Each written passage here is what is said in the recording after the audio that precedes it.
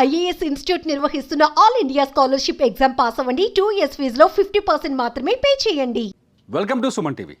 గంగి గోవు పాలు గరిటెడైనను చాలు, కడవడైననేమి కరము పాలు అంటారు. గాడిద పాలు కొండైతేనేమిటి, ఆవు పాలు ఒక గరిటెడు చాలని ఎప్పుడో చెప్పాడు వేమన. కానీ మన వాళ్ళు గాడిద పాలని దివ్యాఔషధంగా మార్చేశారు. మీకు బాగా గుర్తుంటుంది, ఊళ్ళల్లో లేకపోతే సిటీలో కూడా చాలా చోట్ల గల్లీలో కనిపిస్తుంది. గాడిద పాలు గాడిద పాలు గాడిద పాలు అని తిరుగుతుంటారు. ఎక్కువగా వీళ్ళు చలికాలంలో తిరుగుతారు. ఈ గాడిద పాలను పిల్లలకు తాగిస్తే, పసిపిల్లలకు తాగిస్తే ఈ దగ్గు దమ్ము ఆస్తమా లాంటి రోగాలకి కొంత విరుగుడు ఉంటుందని, తగ్గుతాయని ఒక నమ్మకం ఉంది. సేమ్ అచ్చం ఇదే పాయింట్ని బేస్ చేసుకొని తమిళనాడులో ఒక బ్యాచ్ 100 కోట్లు కొట్టేసింది. ఈ న్యూస్ అదే. ఇవాళ ఈ న్యూస్ చూడండి, పాల లాభం గాడిద గుడ్డ అని. ఎప్పుడైతే కరోనా వచ్చిందో, కరోనాని అడ్డం పెట్టుకుంది బ్యాచ్. 2023 ఏప్రిల్లో తమిళనాడులోని తిరునల్వేలిలో ది డాంకీ ప్యాలెస్ అని ఒక కంపెనీని స్టార్ట్ చేశారు. ఆ కంపెనీ ఏం చేసిందంటే సోషల్ మీడియాని బేస్ చేసుకొని తీవ్రమైన మంచి వీడియో చేసి ప్రచారం చేసింది. ఒక రేంజ్లో ప్రచారం చేసింది. ఏం చెప్పారంటే, గేదె పాలు అయితే లీటర్కి 80 రూపాయలు వస్తుంది. అదే గాడిద పాలు అనుకోండి, 1 లీటర్ 1600 రూపాయలు అవుతుంది. ఇండియాలోనే గాడిద పాలు తాగరు, కానీ కొంతమంది తాగుతారు. కానీ ఇతర దేశాల్లో గాడిద పాలకు చాలా గిరాకీ ఉంది. మామూలు పాల కంటే ఎక్కువ గాడిద పాలు తాగుతున్నారు. సో మనం ఎక్స్పోర్ట్ చేద్దామని చెప్పేసి జనాన్ని నమ్మించింది. దీంట్లో ఎక్కువ మంది బకరాలు ఎవరో తెలుసా? మన తెలుగు రాష్ట్రాల్లోలే. కనీసం గేదెల షెడ్లు పెట్టుకుంటేనైనా పైసలు వచ్చేటియేమో. ఏం చేశారు, ఒక్కొక్కడు ఫ్రాంచైజీ ఫీజు కింద వీళ్ళకి ఎవరికి ది డాంకీ ప్యాలెస్ వాళ్ళకి 5 లక్షలు ఇచ్చారు. వాళ్ళు సూచించినట్టుగానే ఇళ్ళ దగ్గర ఊళ్ళల్లో గాడిదల షెడ్లేసి అందులో గాడిదలు పెంచారు. ఒక్కొక్క గాడిదని 80,000 నుంచి 150,000 రూపాయలు పెట్టుకున్నారు. ఏందంటే ఇది కనీసం గేదెలకు కూడా ఆ రేటు ఉందో లేదో, గేదెలకు కూడా ఉంది, అదే రేటు ఉంది, గేదెలకు ఈక్వల్గా ఉంది గాడిదలకు. కొనుగోలు చేసి బర్ల షెడ్ వేసినట్టుగానే ఏం చేశారంటే గాడిదల షెడ్ వేసి వాటి పాలు వినడం మొదలుపెట్టారు. ఆ గాడిద పాలని కొంతకాలం, ఏప్రిల్ నుంచి ఒక 4 నెలలు 5 నెలల్లో వాళ్ళు కొన్నారు. 1 లీటర్కి 1600 కూడా ఇచ్చారు. ఎందుకంటే వీళ్ళు బోర్డు పైసలు కట్టారు కదా ఫ్రాంచైజీ కింద.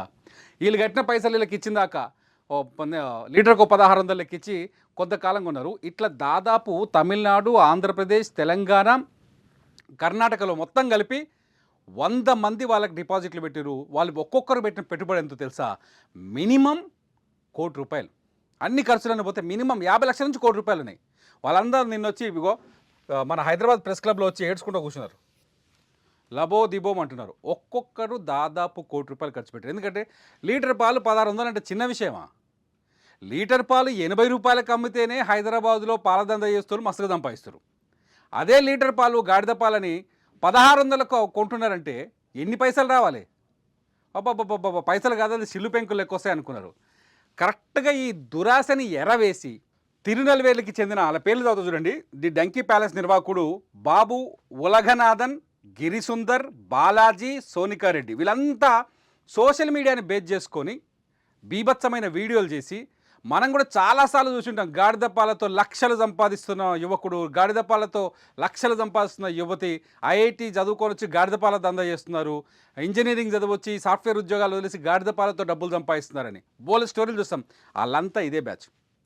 వీళ్ళకే లీటర్ 1600 లెక్క విక్రయిస్తూ వాళ్ళని డబ్బులు వస్తాయని ఆశపడుతూ అడ్డంగా మునిగి చాలామంది ఉన్నారు. అట్లా కొంతమంది గాడిద పాల మీద ఇంకేదో చర్చ ఉంది, అది వేరే కొంచెం ఇన్వెస్టిగేషన్ చేస్తే తెలుస్తుంది. కానీ ఎవరైతే ఈ డాంకీ ప్యాలెస్ ఉన్నారో, ఆ డాంకీ ప్యాలెస్ దగ్గర ఫ్రాంచైజీలు తీసుకున్న వాళ్ళు నిండా మునిగిపోయారు. వాళ్ళు వచ్చి ఇప్పుడు లొల్లి పెడుతున్నారు.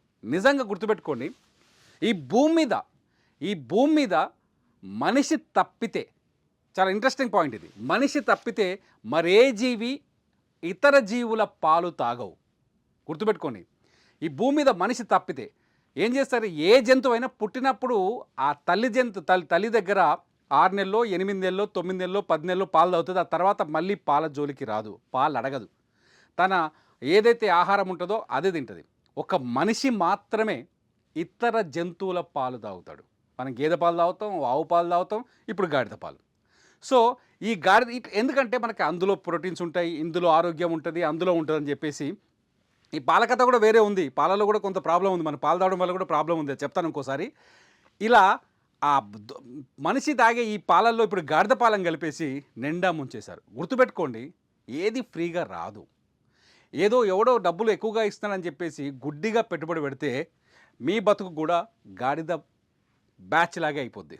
నిజంగా వాళ్ళు పాపం కష్టపడి సంపాదించుకున్న పైసలు, ఆ పైసలన్నీ తీసుకొచ్చి ఆ గాడిదలకు పెట్టారు. వాళ్ళు 100 కోట్లు దాకా వసూలు చేసినట్టు తెలుస్తుంది. ఆ 100 కోట్లు వేసుకొని ఇప్పుడు అడ్రస్ పత్తా లేకుండా పోయారు. ఇంకో విచిత్రం ఏంటంటే ఇలా ఈ డాంకీ ప్యాలెస్ని ఓపెన్ చేసింది తమిళనాడుకు సంబంధించిన ఒక మినిస్టర్. ఓ కలెక్టర్ కూడా వచ్చినట ఓపెనింగ్ రోజు. వాళ్ళందరూ ఇప్పుడు నోళ్లకు తాళాలు వేసుకొని కూర్చున్నారు. వాళ్ళు ఎవరో మాకు తెలియదు అంటున్నారు. పోలీసులు వాళ్ళ మీద కేసులు పెట్టారు. ఇన్వెస్టిగేషన్ నడుస్తుంది. మొత్తంగా గుర్తుపెట్టుకోండి, ఏదైనా బిజినెస్ చేస్తే బేసిక్గా దానికి ఒక సర్వే చేయండి. మన కస్టమర్ ఎవరో తెలుసుకోండి. ఆ కస్టమర్కి మనం ఎలా సాటిస్ఫై చేయాలి, ఎటువంటి సర్వీస్ ఇవ్వాలనేది ముందు ఒక రీసెర్చ్ చేసిన తర్వాత దాంట్లో పెట్టుబడులు పెట్టండి. ఎవడో అభూత కల్పన కల్పించి ఊహల పల్లెకి ఎక్కిస్తే ఎగిరిపోయి దాని మీద కూర్చుంటామంటే ఎప్పుడు డబ్బులు సంపాదించలేరు. ఇందులో నేర్చుకోవాల్సిన నీతి ఇదే. మళ్ళీ చెప్తున్నా, గంగి గోవు పాలు గరిటెడైనను చాలు, కడవడైన ఏమి కరము పాలు. గాడిద పాలు ఎన్నున్నా ఇంతే. చూస్తూనే ఉండండి సుమన్ టీవీ.